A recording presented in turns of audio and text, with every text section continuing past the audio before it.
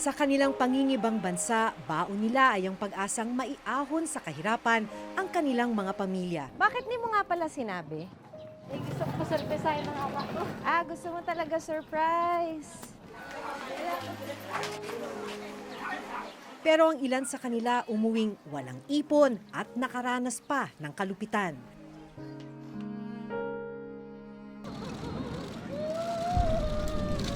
Pero ang mas masaklap, ang ilan wala ng buhay nang magbalik sa bansa. February 16, 2018, nang dumating dito sa NAIA ang bangkay ni Joanna Dimafilis. Ang kanyang pagkamatay naging dahilan ng gobyerno para ipatupad ang total deployment ban at repatriation ng mga OFW mula sa bansang Kuwait.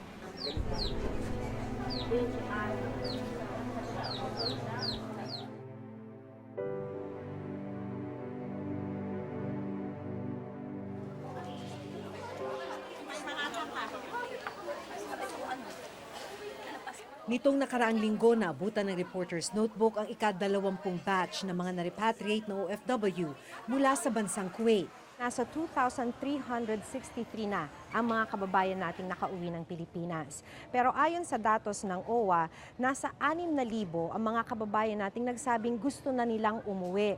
Kaya ibig sabihin, mahigit 3,000 pa ang naghihintay ng repatriation.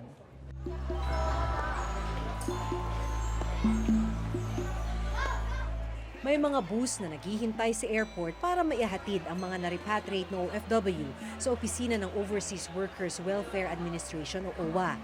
Sa opisina ng OWA, makukuha ang financial aid.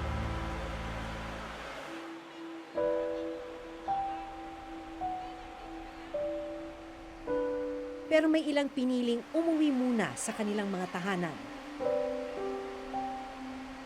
Matapos ang halos 4 na taon, nakauwi na ng Pilipinas si Aurora Nacion. Sinaktan niya ako.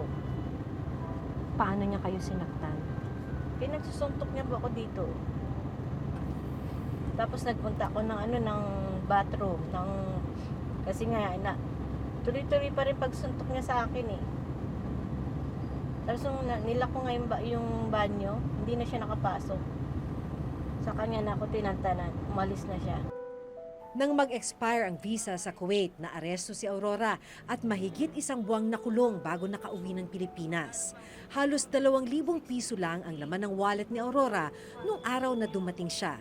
Bakit pinili mong dumiretso na lang ng bahay kaysa dumaan muna sa OWA? Hindi po mami, hindi ko na kailangan yung pera. Miss ko na yung mga anak ko. Ang hirap po na, iniisip ko lagi yung mga anak ko, wala po silang kasama doon, sila lang magkakapatid. Yung ama nila, wala naman doon sa bahay. Ano yung inaalala niyo sa kanila? Siyempre po kung kumakain sila sa oras. Tsaka yung pag-aaral nila. Kesa gumastos pa ng pang-taxi, hinatid na lang namin si Aurora sa kanilang bahay sa Tondo, Maynila. Bakit po kayo nagpunta ng Kuwait? Isa po yun yung kahirapan. Nabaon po ako sa utang nun, kaya naisipan ko pong mapunta ng Kuwait.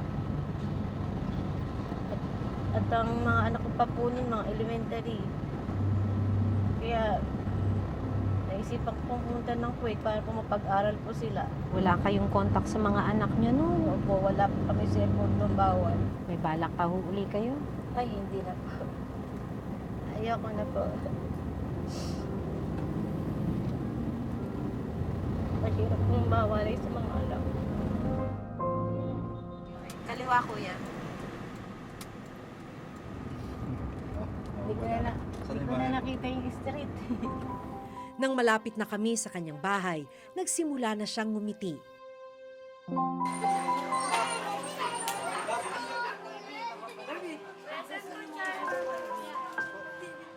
Lima ang anak ni Aurora at hindi alam ng kanyang mga anak na pauwi na siya.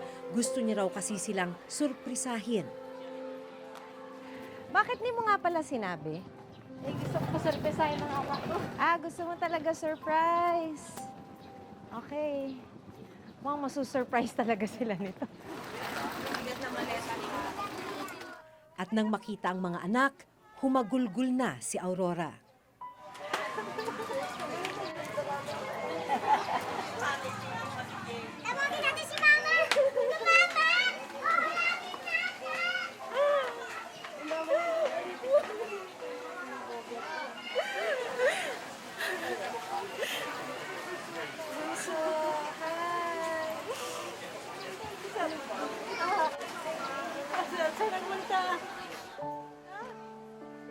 Kumusta ka ngayon, ha? Masaya po. Nakita ka ng mga anak ko. Yun lang naman. Akala ko hindi ako makakauwi. Kasi sabi nung pulis, wala raw ticket, hindi makakauwi. Kaya nagpapasalamat ako kay Presidente Rodrigo Duterte, nagbigay siya ng amnesty. Kaya nakauwi po ako.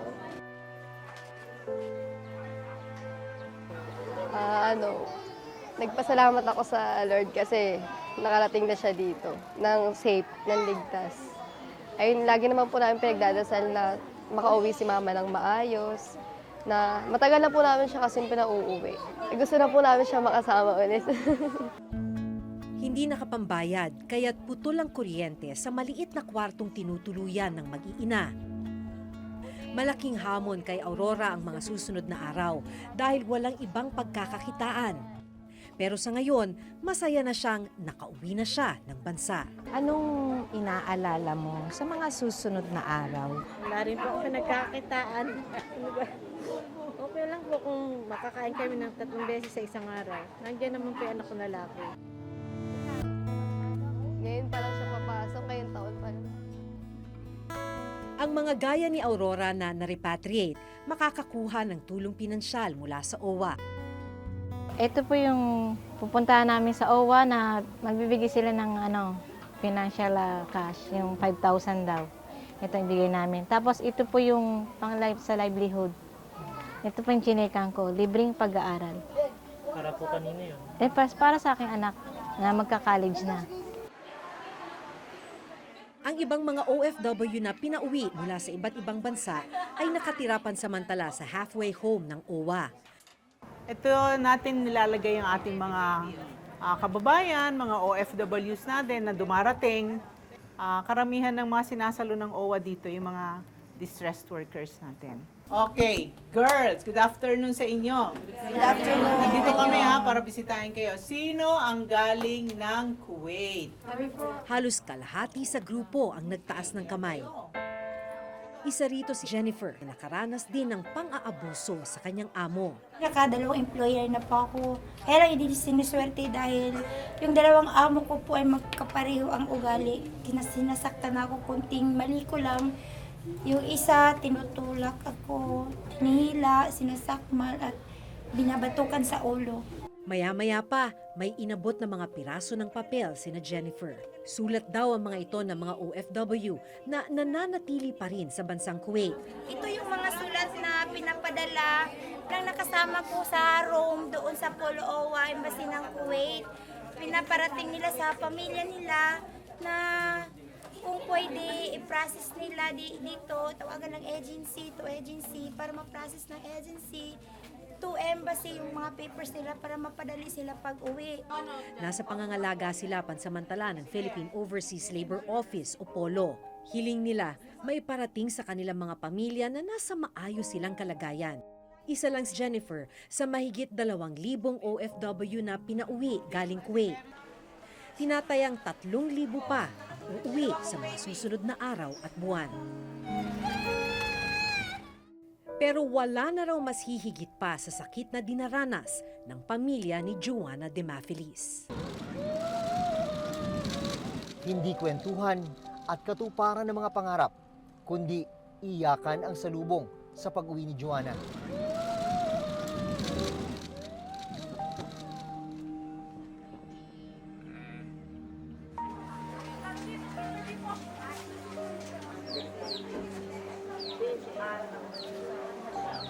Pinagmalupitan at pinatay si Joanna habang nangangamuhan sa Kuwait.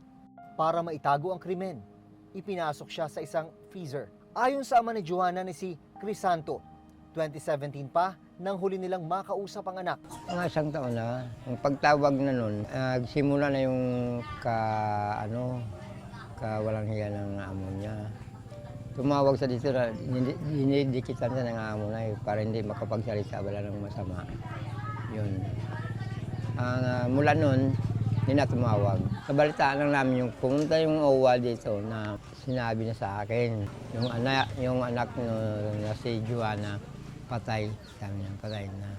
Hindi bigla ako na medyo sumikip yung dugan ko ba, yung dibdib ko ba. Ang mga marka sa katawan ni Joanna ang tanging makakapagsabi kung gaano katindi ang pagmamalupit na ginawa sa kanya. Parang hindi mo na makilala na si Joanna na siya. Basag nito, putol, itong kamay. Parang balik-balik na ba? Yung bato-bato, balik-balik na rin. At saka yung baywang na, parang binang balik-balik talaga yung mga ribs na. Ika-anim si Joanna sa 9 na magkakapatid. 3 pangarap ang baon ni Joanna sa pagpunta sa Kuwait noong taong 2014. Ang mapagtapos niya sa pag-aaral ang bunsong kapatid, matubos ang 3 ektaryang lupain na naisanla at maipaayos ang nasirang bahay dahil sa Bagyong Yolanda. Maganda yung yung balak na sana at saka yung ambition na para sa aming mag-ina at saka gusto na makatulong rin ba sa amin, makahuni kami sa aming kabuhayan. Kung tutuusin, noong mga panahong hindi na makontak ng kanyang pamilya si Joanna, ay tumawag na sila sa OWA office para humingi ng tulong. No, 3 beses yung pabalik-balik sa OWA, hindi man lang pinansin ba.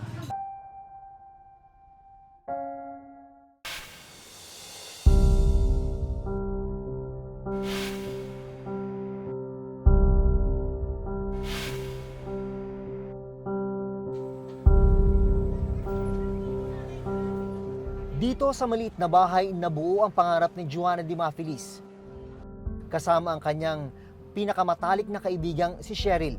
Mabait siyang bata, matulungin at saka yung mapagbigay siya. Tapos parang talaga siya yung loob niya, sobrang gaan pag kasama mo siya. Kasabay din ni Joanna si Cheryl nang pumunta sa Kuwait para mangamuhan noong taong 2014. Tinawagan niya ako na sasabay na lang siya sa pagpaprocess ng mga papers namin papuntang Kuwait. Parang natuwa ako kasi may kasama din ako. Tapos siya, parang natuwa din kasi matatakutin pala siya. Matatakutin man, hindi ito ininda ni Joanna para sa kanyang mga pangarap. Nakwento niya noon sa akin habang kami nagpa-process ng mga papers namin. Sabi niya, itong pag-abroad ko talaga, para to sa pamilya ko. Nakauwi sa bansa si Cheryl noong 2016, pero si Joanna hindi na nakita pang buhay. Kasi sobrang sakit, ganun ang pagpatay sa isang katulong. Sobra naman, para siyang parang napakahayop naman. Kung tutuusin, noong mga panahong hindi na makontak ng kanyang pamilya si Joanna, ay tumawag na sila sa OWA office para humingi ng tulong. Report nga, 3 beses nga pumunta, sabi ko ng yung anak ko. No, 3 beses yung pabalik-balik sa OWA, hindi man lang pinansin ba. Pinansin din, kaso lang, ang sabi na antay na lang dahil hindi makita-kita. Dito pa lang, may nakita ng kakulangan sa pagtugon sa problema ni Joanna. Meron tayong mga instances na nagsaklolo na nakapag-message naman sa ating embahada or konsulado or labor, usually labor, sasabihin tumawag ka sa ganitong panahon, patatawagin ka uli. So nasabi namin, baka nga hindi na siya makatawag eh. Mabuti nga nakatawag siya ng 1 beses. So you don't react that way. Na parang you take your time. Kahit anong nature ng complaints ng migrant workers, especially when they are already on site, treat it with a sense of urgency. Ayon kay OWA Administrator Hans Kakdak, tinanggal na nila sa pwesto ang welfare officer at maging ang labor attaché na humahawak sa kaso ni Joanna. Nitong February 23, nahuli na ang 2 suspect na sinasabing sangkot sa pagpatay kay Joanna. Ang isa pang tanong, bakit hindi man lang tinulungan ng recruitment agency ang pamilya ni Joanna na mga panahong nawawala ito? ang recruitment agency na Our Lady of Mount Carmel Global E-Human Resources Incorporated ang nagpadala kay Joanna sa Kuwait.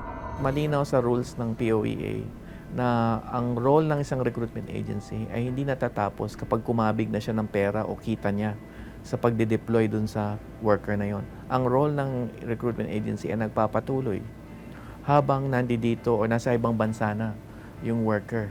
So sa pag-monitor, halimbawa lalo na sa mga unang linggo at unang buwan, maraming mga kaso ng pang-abuso at pagkamatay ay nangyayari sa unang 6 na buwan. Nitong nakaraang linggo, bumisita si Pangulong Rodrigo Duterte sa burol ni Joanna. Well, I do not have the wherewithal or dimensions of the effort that they are doing. It behooves upon the police of Kuwait and the Interpol versus serious crime. Problema nila yan. Basta ako, the ban stays. Sa ngayon, ang pwede lamang umalis ay yung mga balik manggagawa, babalik sa dating employer, at saka yung mga seafarers na nadaan yung kanilang barko sa puerto ng Kuwait. Isa ito sa mga sulat ng kababayan nating OFW na nasa Kuwait. Sinasabi niya rito na binubugbog siya, minumura ng kanyang amo, at humihingi siya ng tulong sa gobyerno kay Pangulong Rodrigo Duterte na mapabalik na siya ng Pilipinas. Dahil sabi niya nga, iyak na daw yung kanyang mga anak dahil sa sobrang pag-aalala. Git ng Center for Migrant Advocacy, bukod sa repatriation at pagpapauwi, deployment ban at pagbibigay ng pera sa mga OFW, kailangan ng mas konkretong solusyon ang gobyerno kung ano ang susunod na hakbang na pwedeng gawin ng mga pinauwi nating kababayan. Okay, poprotektahan mo, sasabihin mo stop, don't go. Eh mahirap pag ang sinabi mo lang don't go. You have to follow it up with another sentence. Don't go there, you go dito. Dito ka pumunta. We will provide. We will make sure that the situation will be better for you in this other. Dapat may option. Samantala, isa sa mga tatalakayin sa bilateral agreement ng bansang Kuwait at ang Pilipinas ang hayaan ng mga OFW na humawak ng kanilang pasaporte at pahintulutan ang pagkakaroon ng telepono sa trabaho.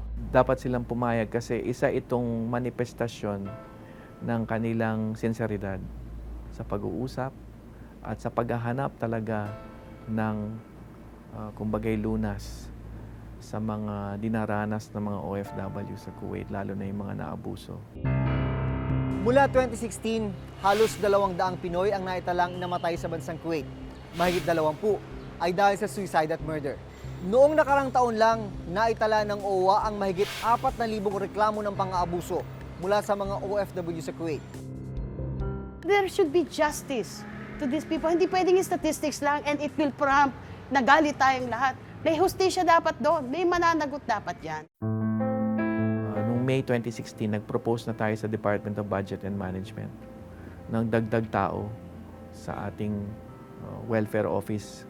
From 120 overseas personnel ng OWA right now, ang proposal natin ay gawing 500 ang tao natin worldwide.